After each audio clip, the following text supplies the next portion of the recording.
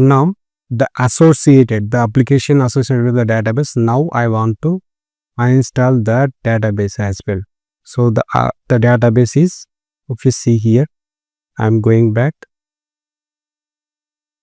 cd HANA shared lm. See here, this is the database I'm going to uninstall right now. So as I told you, so for installation purpose we need to go to the path. So the path is available in HANA shared, this path only. So I am going to be JD1, and then after we have to go to the HDBLCM. So you can find HDBLCM here. You just need to /HDBLCM.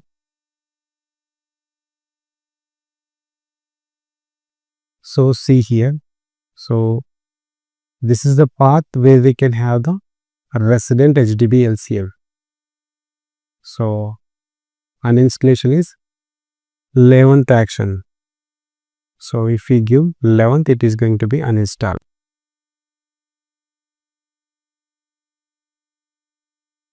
So I am just saying entering, it is our default, it is taking 1. I am just telling same. Do you want to continue? I am just giving yes. Why? Uninstalling SAP HANA database system. As I told you, it will take some time. So for anything, installation will take some time, more time, but when it comes to uninstallation, it will take lesser than installation. As a to understand the uninstallation and installation process, as I told you, this is the process. But when it comes to real-time scenario, real-time systems, you're working with the real-time systems, you need to take the proper procedure. You have to follow the proper procedure, then only it is going to be done successful, job finish, uninstallation of SAP database system has been finished successfully. See here, I am going back, I am hitting, I am changing the variable to HANA shared. So you don't find the JD1 DB. See here, this is the way we have to uninstall the application and as well as uninstall the database into the system. So I am discussing with you there is a procedure to uninstall the application, uninstall the things. So whatever the things is the database, the application is on database, right? So first we have to uninstall the application. We are not going to touch the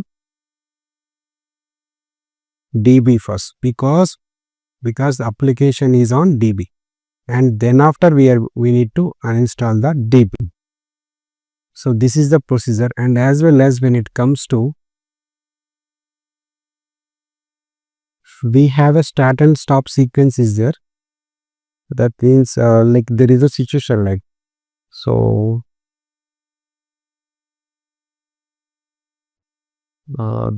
situation is so we have sometimes there is a situation you need to stop the database. So how it will be? So if you want to stop the database, the procedure is first you need to stop the PAS, and then after you need to stop the ASCS, and then after the third step is DB. This is the procedure to stop the database. So you are not supposed to go directly to that stop database directly, because n number of applications, n number of things is n number of employees is working on applications. So first inform the users, applications associated users, and then after only you need to come to the database, and then you need to stop the database. So this is the procedure to stop the database. And then how to start the application. So this is the stop database. So how we are going to start the application? The application stop sequence is like a reverse. First we need to start the DB, and then after we need to start the ASCS, and then after we need to start the QAS. So this is the procedure. So the start and stop sequence I'm going to discuss in the next session. Thank you.